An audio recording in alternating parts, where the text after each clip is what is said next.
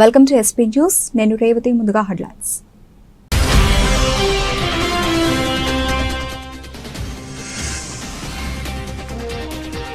Harvard కు Trump సర్కార్ shock. అంతర్జాతీయ విద్యార్థుల ప్రవేశంపై నిషేధం.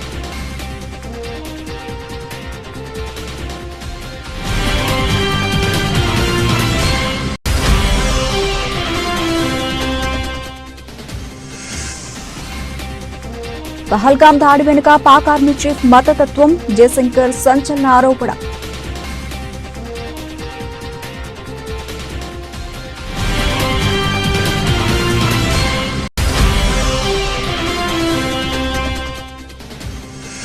ఆపరేషన్ పై ఉపరాష్ట్రపతి ధన్ఖడ్ ప్రశంసల వర్షం. ఉగ్రవాదులను ఏరివేరుస్తామని మోదీ ప్రపంచానికి చాటారన్న ధన్ఖడ్.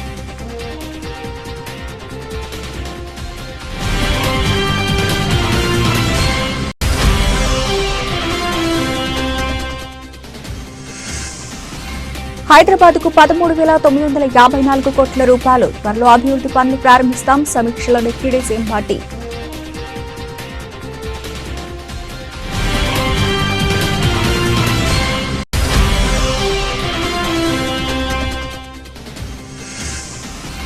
వైజాగ్ స్టీల్ ప్లాంట్ లో అగ్ని ప్రమాదం. స్టీల్ మెల్టింగ్ స్టేషన్ 2లో చెలరేగిన మంటలు భారీగా ఆస్తి నష్టం జరిగినట్టు అంచనా.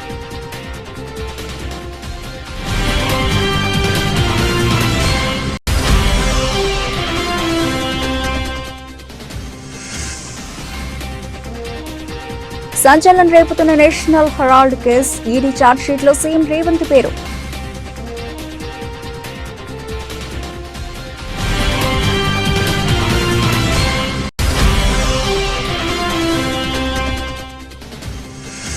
అబద్దాలు చెప్పి అధికారంలోకి వచ్చిన చంద్రబాబు ఇప్పటికీ అబద్దాలతోనే కాలం వెళ్లదీస్తున్నారు. ప్రభుత్వంపై వైఎస్ఆర్సీపీ అధికార ప్రతినిధి కారుమూరి వెంకటరెడ్డి విమర్శలు.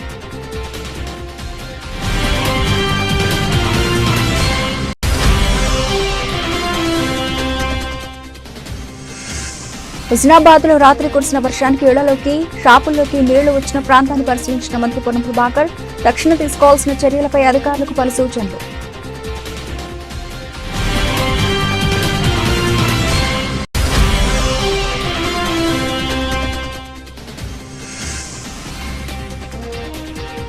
అర్హత ఉన్న ప్రతి ఒక్కరికి రైస్ కార్డులు స్పష్టం చేసిన మంత్రి నాదెండ్ల మనోహర్.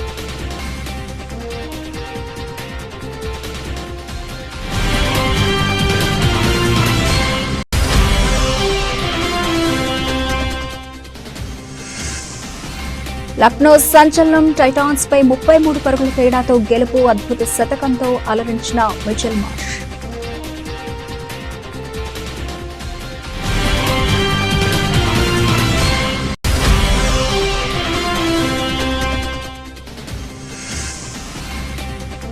రెండు వారాల్లో Prabhas the Raja Saab teaser వెల్లడించిన నిర్మాత ఎస్కేఎన్.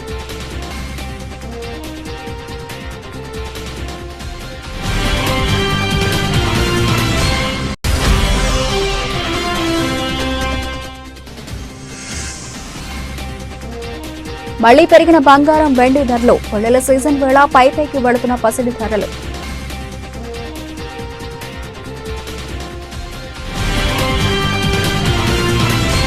రైట్గా డీటెయిల్స్ చూస్తే, ప్రపంచ ప్రఖ్యాత హార్వర్డ్ యూనివర్సిటీకి డొనాల్డ్ ట్రంప్ నేతృత్వంలోని అమెరికా ప్రభుత్వం ఊహించని షాక్ ఇచ్చింది. యూనివర్సిటీలో కొత్తగా అంతర్జాతీయ విద్యార్థులు చేరకుండా నిషేధం విధిస్తూ కీలక నిర్ణయం తీసుకుంది. Student and exchange visitor program కింద హార్వర్డ్ కు ఉన్న గుర్తింపును రద్దు చేసినట్లు America department of homeland security కార్యదర్శి క్రిస్టీ నోయం ప్రకటించారు. ఈ నిర్ణయం అంతర్జాతీయ విద్యార్థుల భవిష్యత్తుపై తీవ్ర ప్రభావం చూపే అవకాశం ఉంది.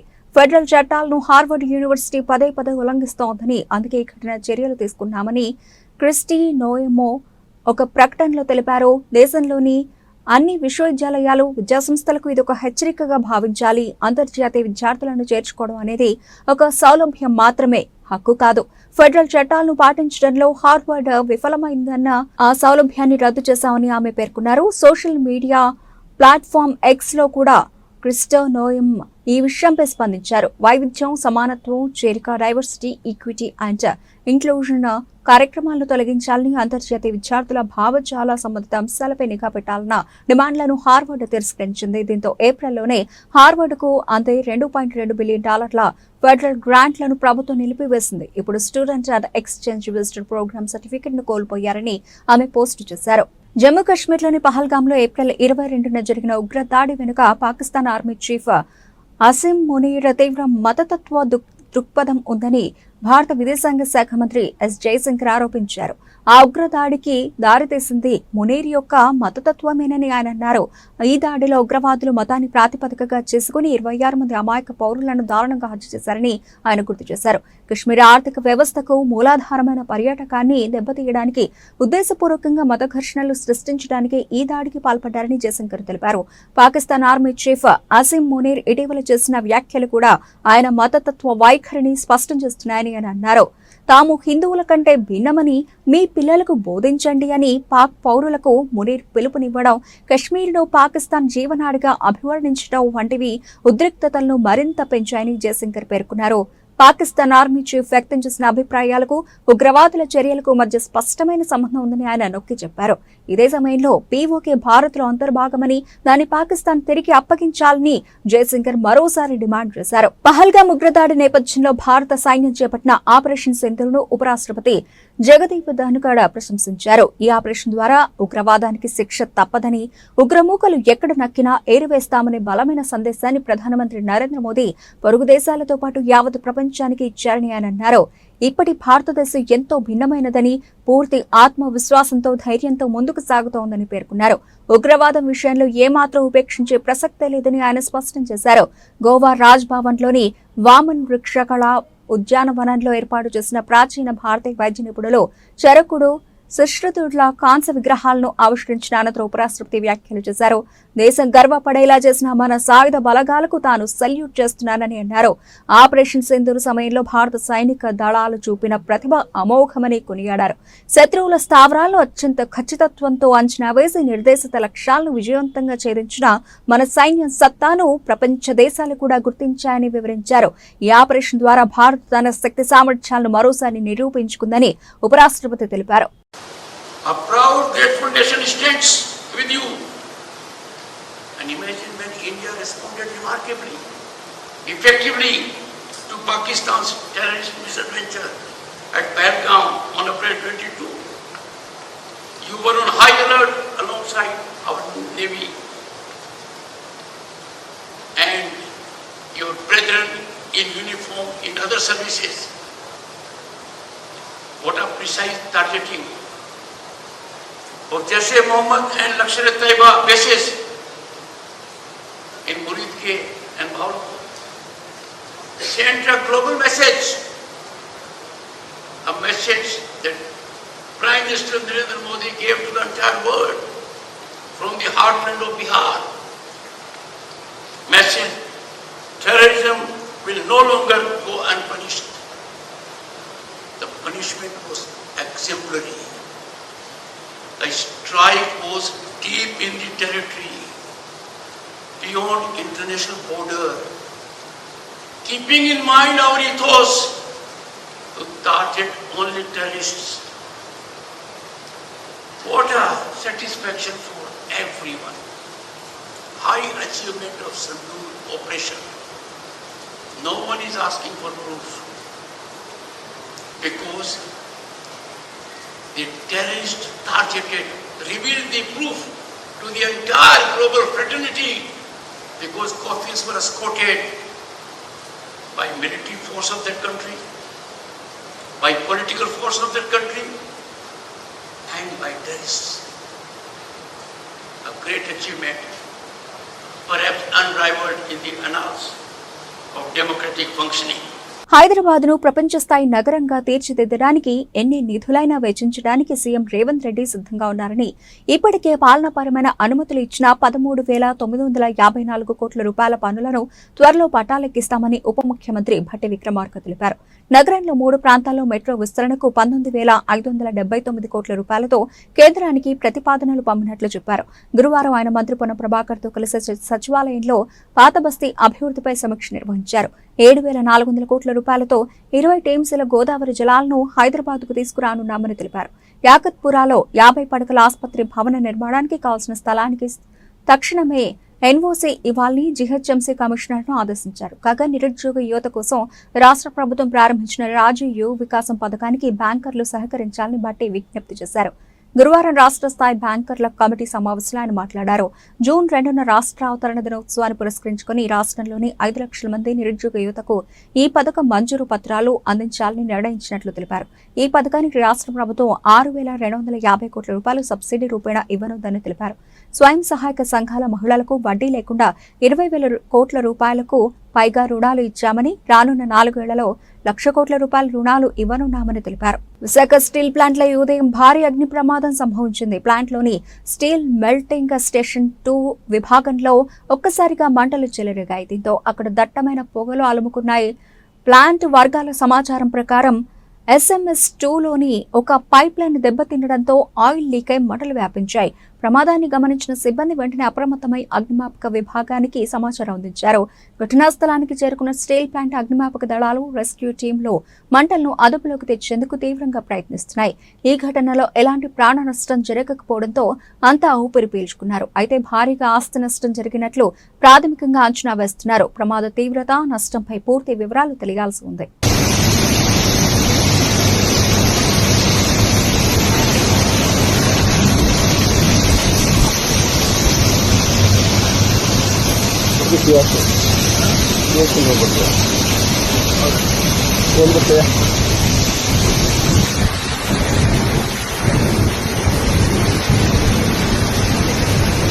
నేషనల్ హెరాల్డ్ కేసులో ఎన్ఫోర్స్మెంట్ డైరెక్టరేట్ దాఖలు చేసిన ఛార్జ్షీట్లో ముఖ్యమంత్రి రేవంత్ రెడ్డి పేరును కూడా చేర్చింది.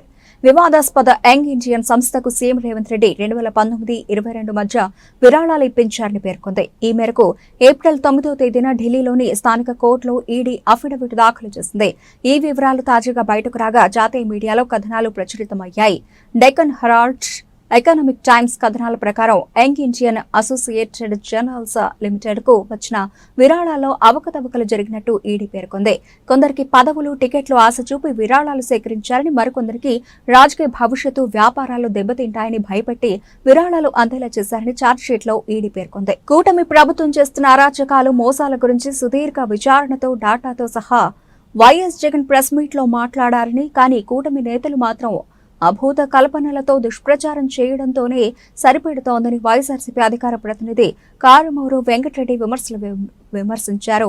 అబద్దాలు చెప్పి అధికారంలోకి వచ్చిన చంద్రబాబు ఇప్పటికే అబద్దాలతోనే కాలం వెళ్లదీస్తున్నారని ఎద్దేవా చేశారు. వైఎస్ఆర్ కాంగ్రెస్ పార్టీ అధ్యక్షుడు, మాజీ ముఖ్యమంత్రి, ఆంధ్రప్రదేశ్ రాష్ట్ర ప్రతిపక్ష నేత శ్రీ వైఎస్ జగన్మోహన్ రెడ్డి గారు నిన్న 2.5 గంటల పాటు సుదీర్ఘంగా విత్ డేటాతో పెట్టినటువంటి press meet, point to point, pin to pin ప్రజలకు అర్థమయ్యే విధంగా అసలు ఈ 11 నెలల ఈ కూటమి ప్రభుత్వంలో ఏ విధంగా దమనకాండ జరుగుతుంది, ఏ విధంగా అవినీతి జరుగుతుంది, ఏ విధంగా తన మనుషులకి అడ్డగోలుగా దోచిపెడతా ఉన్నారు, ఏ విధంగా తప్పుడు కేసులు పెట్టి వేధిస్తూ ఉన్నారు, వీటన్నిటికి సంబంధించి సుదీర్ఘంగా నిన్న ప్రెస్ మీట్ జగన్మోహన్ రెడ్డి గారు విత్ డేటాతో ప్రెస్ మీట్ పెడితే, ఎప్పుడైనా జగన్మోహన్ రెడ్డి గారు అది అధికారంలో ఉండండి, ప్రతిపక్షంలో ఉండండి, జగన్మోహన్ రెడ్డి గారు ఏదైనా కూడా స్టాటిస్టిక్స్ లేకుండా మాట్లాడరు.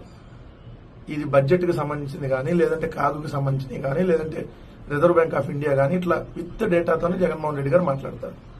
కానీ ఈ కూటమికి సంబంధించినటువంటి నాయకులు ఏ రోజు కూడా ఏదైతే ఫ్యాక్ట్స్ చెప్పకుండా వాళ్ళు ఈనాడులో రాసింది, ఆంధ్రజ్యోతిలో రాసింది, టీవీ5లో చెప్పింది, లేదంటే ABN లో చెప్పింది, ఇలాంటివన్నీ అభూత కల్పనలు. ఎందుకంటే మీకు తెలుసు, 10 లక్షల కోట్లు అన్నారు, 11 లక్షల కోట్లు అప్పు అన్నారు, 12 లక్షల కోట్లు అప్పు అన్నారు, 14 లక్షల కోట్లు అప్పు అన్నారు, ఇష్టం వచ్చినట్టుగా దుష్ప్రచారం చేశారు. కానీ ఈ రోజు మళ్ళీ వాళ్ళు అసెంబ్లీ సాక్షిగా అప్పు ఎంతంటే 6 లక్షల కోట్లు ఉందని చెప్పి ఒప్పుకున్నటువంటి పరిస్థితి. కానీ ఎక్కడ 14 లక్షల కోట్లు, ఎక్కడ 6 లక్షల కోట్లు. సో ఇలా వాళ్ళు దుష్ప్రచారం చేస్తారు. అదేవిధంగా మహిళలు 30,000 మంది మహిళలు మిస్ అయ్యారని చెప్పి, తర్వాత రంగులకు 4,000 కోట్లు, ఇలా అనేక రకాల దుష్ప్రచారాలు. సో ఇలా చేసి ల్యాండ్ టైటిలింగ్ యాక్ట్, లేని ల్యాండ్ టైటిలింగ్ యాక్ట్ ఉందని చెప్పి అధికారంలోకి ఏ విధంగా వచ్చారో వాళ్ళు చూశాం. సో కానీ జగన్మోహన్ రెడ్డి గారు అధికారంలోకి రావటం కోసం ఏ రోజు కూడా అబద్దాలు చెప్పాలి. ఓడిపోతే ఓడిపోయాం, ప్రజల మనస్సులో చిరస్థాయిగా ఉండాలి, ఇచ్చిన మాట కోసం నిలబడాలి, చెప్పాడంటే చేస్తాడంతే అనేటటువంటి నమ్మకం ప్రజల్లో ఉండాలి. ఆ విధంగానే రాజకీయాలు చేయాలని చెప్పి రాజకీయాలు చేశాడు, ఇంకా చేస్తానే ఉన్నాడు. ఎందుకంటే జగన్మోహన్ రెడ్డి గారు రాజకీయ జీవితంలోకి వచ్చినప్పటి నుంచి అనేక రకాల ఒడిదుడుకులు ఎదుర్కొన్నాడు. తప్పుడు కేసులు. సిద్దిపేట జిల్లా హుస్నాబాద్ పట్టణంలో రాత్రి కురిసిన వర్షానికి ఇళ్లలోకి, షాపుల్లోకి నీళ్లు వచ్చిన ప్రాంతాన్ని మంత్రి పొన్నం ప్రభాకర్ పరిశీలించారు. జాతీయ రహదారి విస్తరణలో భాగంగా పెండింగ్ డ్రైనేజీ పనులు ఆలస్యం వల్లే రాత్రి కురిసిన వర్షానికి ఇళ్లు, షాపుల్లోకి నీళ్లు వచ్చాయని తెలిపారు. స్థానిక నాయకులు, అధికారులతో కలిసి సమస్యాత్మక ప్రాంతాల వద్ద నాళాలను, కల్వర్ట్లను పరిశీలించారు. పాత డ్రైనేజీ నాళాలు మూసుకుపోవడం, జాతీయ రహదారి పనులు, డ్రైనేజీ నిర్మాణాలు పూర్తి కాకపోవడంతో ఇబ్బందులు వస్తున్నాయని గుర్తించారు. డ్రైనేజీ పనులు త్వరితగతిన పూర్తి చేయాలని జాతీయ రహదారి అధికారులను, మున్సిపల్ అధికారులను మంత్రి ఆదేశించారు. పట్టణంలో వర్షం కురిసినప్పుడు ఇబ్బందులు రాకుండా ఉండటానికి తక్షణం తీసుకోవాల్సిన చర్యలపై అధికారులకు పలు సూచనలు చేశారు. వర్షాకాలం సమీపిస్తూ ఉండటంతో పనులు వేగంగా పూర్తి చేయాలని ఆదేశించారు. జరిగే హైవే పనుల్లో పట్టణంలో పనులను వేగవంతం చేయాలి. స్థానికులందరూ సహకరిస్తూ ఉన్న సందర్భంలో కొంత కాంట్రాక్టర్ నిర్లక్ష్యం వల్ల కనెక్టివిటీ అంటే drain to drain water flow పోవడానికి కనెక్షన్ ఇవ్వకపోవడం వల్ల నిన్నటి వర్షాలకు హుస్నాబాద్ పట్టణంలో కొంతమంది ఇళ్లకు నీళ్లు వేరాయి, బాధపడుతూ ఉన్నాం. అందుకే ఉదయాన్నే అధికారులతోటి కాంట్రాక్టర్ను తీసుకొచ్చి ప్రత్యక్షంగా ఇవన్నీ కూడా చూస్తూ ఉన్నాం. ఈరోజు సాయంత్రం వరకు అన్ని కాలువల్ని ఎక్కడ కూడా వాటర్ నిలవకుండా ఉండే విధంగా ముందు త్రూ చేస్తూ ఉన్నాం. ఎక్కడెక్కడ పర్మనెంట్ స్ట్రక్చర్ చేయాల్సి ఉందో అవన్నీ కూడా చేస్తూ చిన్నగా భూములకు సంబంధించిన వాళ్ళతో కూడా కోఆర్డినేషన్ చేసుకొని టౌన్లో ఎవరి ఇంట్లకు, దుకాణాలకు నీళ్లు ఇవ్వకుండా ఉండే విధంగా చర్యలు తీసుకునే ప్రయత్నం చేస్తూ ఉన్నాం. ప్రజలు కూడా సహకరించాలని కోరుతా ఉన్నాం. నేను మున్సిపల్ సిబ్బందిని ఆదేశించిన ప్రతి కల్వర్ట్ దగ్గర 2 మనుషులు, అదేవిధంగా రెవెన్యూ తరఫున ప్లస్ మా స్థానిక నాయకత్వం కూడా ఉండి వర్షం పడుతుందంటే వెంటనే అక్కడికి వచ్చి నీళ్లు నిలవకుండా ఉండే విధంగా వెంటనే అక్కడ జరిగేటువంటి జమ అయ్యే చెత్తను తీసేస్తూ నీళ్ళ నిల్వ లేకుండా ఉండే విధంగా పట్టణ ప్రజలకు ఎటువంటి ఇబ్బంది రాకుండా ఉండే చర్యలు తీసుకుంటాం. ఇదే సందర్భంలో బస్వాపూర్కు సంబంధించి కూడా అటు మొత్తం కనెక్టివిటీ లేదు, అక్కడ కూడా ఆగి అక్కడ కూడా పనులు శురువైనాయి. దాంతోపాటుగా ఈ పందిళ్ళ బ్రిడ్జ్ను కూడా వేగవంతంగా పూర్తి చేయండి, లేకపోతే వర్షాలు వచ్చి వరద వస్తే కనెక్టివిటీ బంద్ అవుతుంది హుస్నాబాద్కు. దాన్ని కూడా చేయమని చెప్పినాం. అది కూడా పనులు శురువైనాయి, మీరు పర్యవేక్షించవచ్చు. సో బస్వాపూర్ సమస్య కావచ్చు, పందిళ్ళ సమస్య కావచ్చు, హుస్నాబాద్ పట్టణానికి పోతారానికి సంబంధించిన సమస్య కావచ్చు, వీటన్నిటినీ వేగవంతం చేసే విధంగా ప్రతిరోజు పర్యవేక్షిస్తూ నేనే స్వయంగా అధికారులు ఆర్టీఓ గారిని, ఏసీపీ గారిని, మున్సిపల్ కమిషనర్ గారిని, జిల్లా కలెక్టర్ గారిని కూడా కోరినాం. ఇందుకు సంబంధించి రాష్ట్ర స్థాయి ప్రిన్సిపల్ సెక్రటరీలతో కూడా మాట్లాడాం. ఒకవేళ ఇదే విధంగా జాప్యం చేస్తే కాంట్రాక్టర్ మీద క్రిమినల్ చర్యలు కూడా తీసుకుంటాం. దానికి సంబంధించిన ప్రొవిజన్స్ ఉన్నాయి, రూల్స్ ఉన్నాయి, వాటి అన్నింటినీ కూడా స్టడీ చేసినాం, వాళ్ళకు కూడా చెప్పినాం, చూపెట్టినాం. కాబట్టి తప్పకుండా వాళ్ళు పని చేస్తారనే విశ్వాసం ఉంది. పని చేయించుకునే విధంగా వాళ్ళతోటి కోఆర్డినేషన్ చేస్తా ఉన్నాం. ఇందుకు సంబంధించి ఎటువంటి ఇబ్బంది రాకుండా కొంత లోతట్టులో ఉన్నటువంటి ప్లాట్ ఓనర్లకు కూడా నూతన రేషన్ కార్డుల దరఖాస్తు మరియు మార్పులు చేర్పులకు గడువు లేదు. అర్హత ఉన్నవారు ఎప్పుడైనా దరఖాస్తు చేసుకోవచ్చని మంత్రి నాదెండ్ల మనోహర్ పేర్కొన్నారు.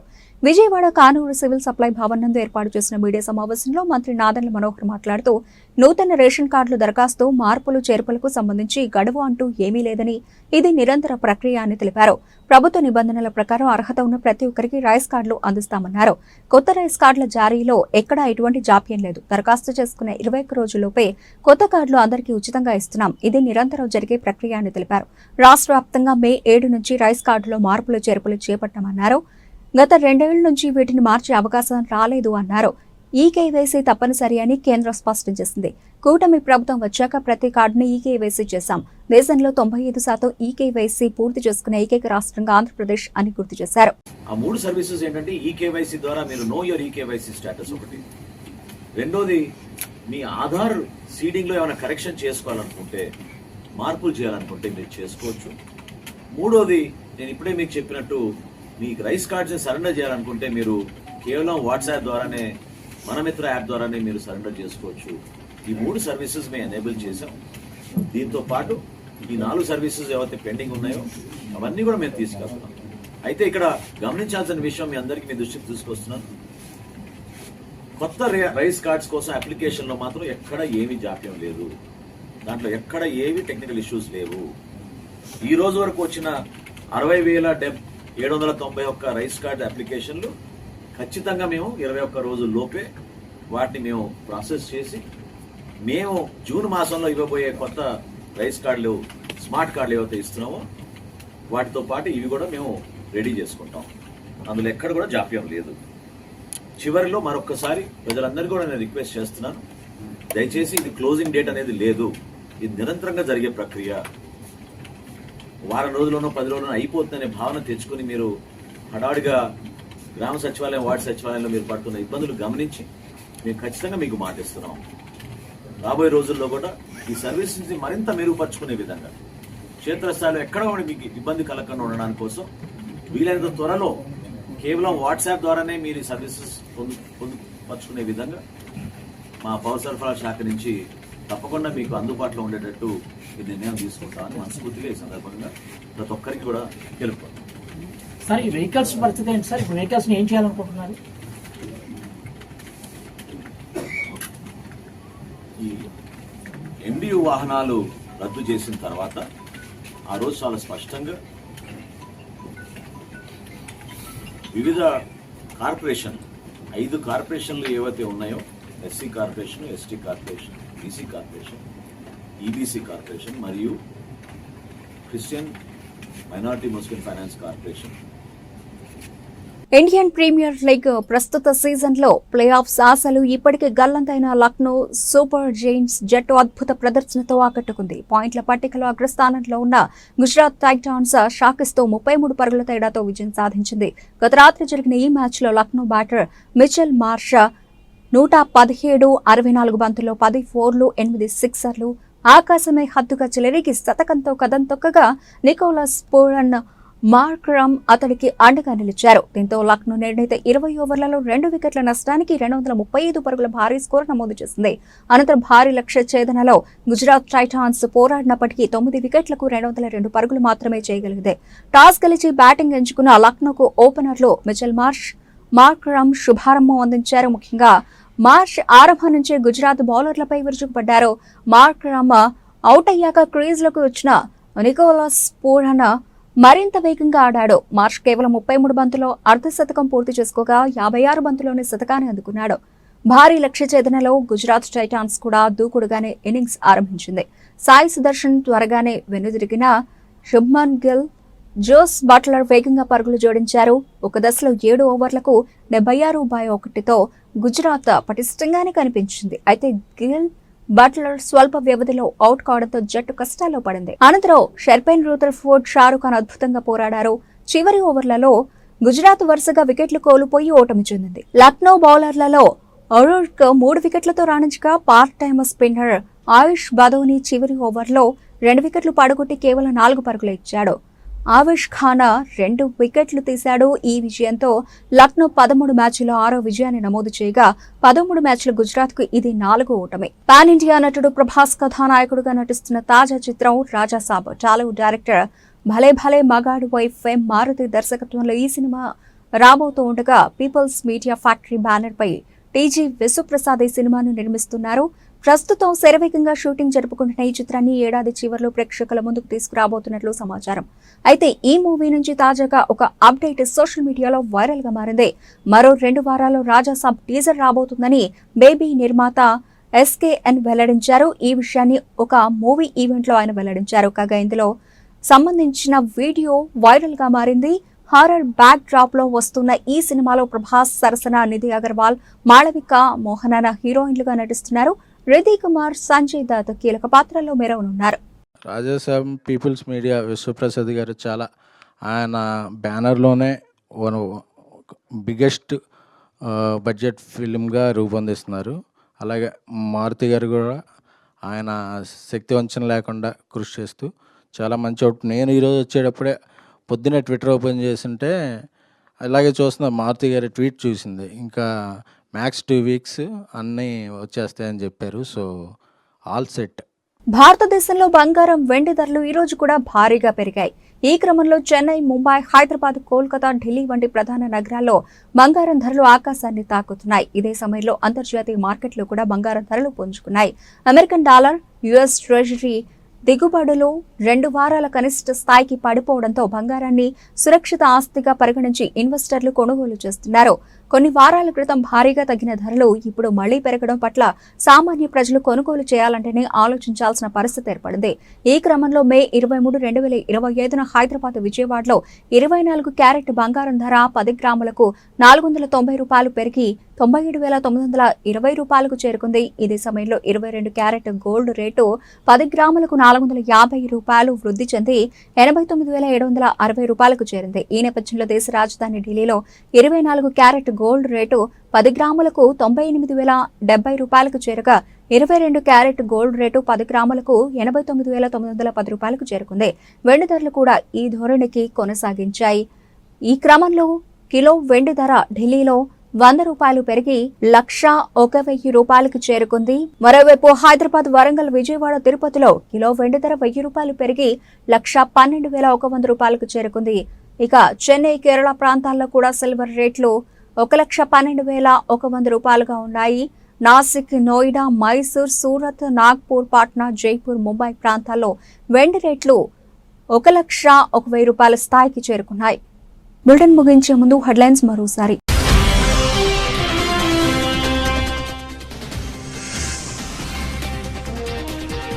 హార్వర్డ్ కు ట్రంప్ సర్కార్ షాక్. అంతర్జాతీయ విద్యార్థుల ప్రవేశంపై నిషేధం.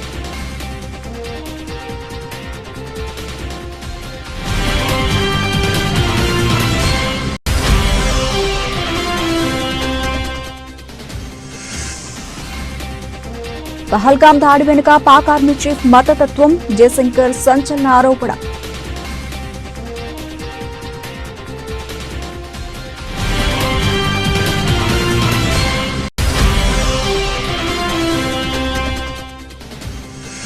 ఆపరేషన్ పై ఉపరాష్ట్రపతి ధన్ఖడ్ ప్రశంసల వర్షం. ఉగ్రవాదులను ఏరివేరుస్తామని మోదీ ప్రపంచానికి చాటారన్న ధన్ఖడ్.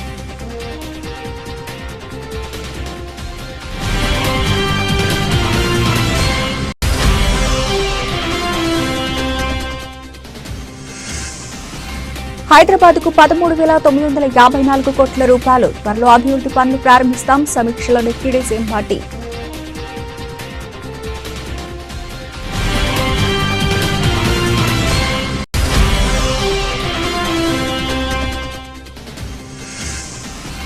వైజాగ్ స్టీల్ ప్లాంట్లో అగ్ని ప్రమాదం. స్టీల్ మెల్టింగ్ స్టేషన్ 2లో చెలరేగిన మంటలు. భారీగా ఆస్తి నష్టం జరిగినట్టు అంచనా.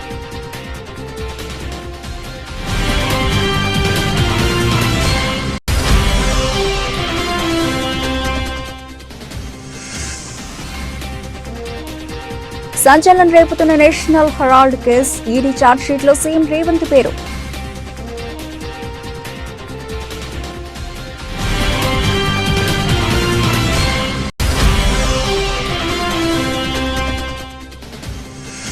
అబద్దాలు చెప్పి అధికారంలోకి వచ్చిన చంద్రబాబు ఇప్పటికీ అబద్దాలతోనే కాలం వెళ్లదీస్తున్నారు. ప్రభుత్వంపై వైఎస్ఆర్సీపీ అధికార ప్రతినిధి కారుమూరి వెంకటరెడ్డి విమర్శలు.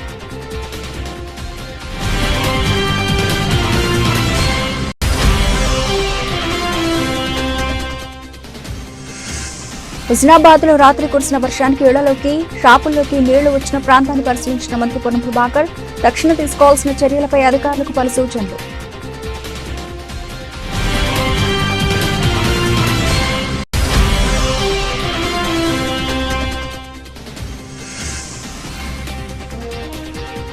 అర్హత ఉన్న ప్రతి ఒక్కరికి రైస్ కార్డులు స్పష్టం చేసిన మంత్రి నాదెండ్ల మనోహర్.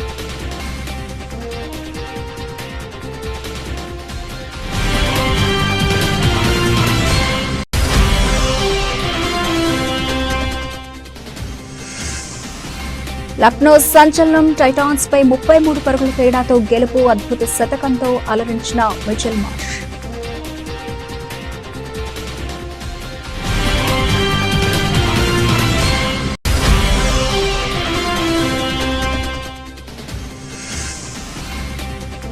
రెండు వారాల్లో Prabhas the Raja Saab teaser వెల్లడించిన నిర్మాత ఎస్కేఎన్.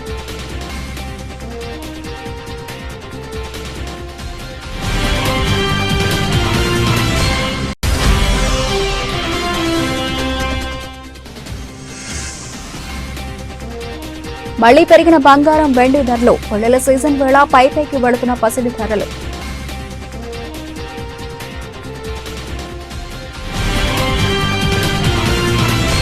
ఇవి ఇప్పటివరకు నా అప్డేట్స్. మరిన్ని అప్డేట్స్ తో మళ్ళీ కలుద్దాం. అంతవరకు సెలవు. నమస్తే.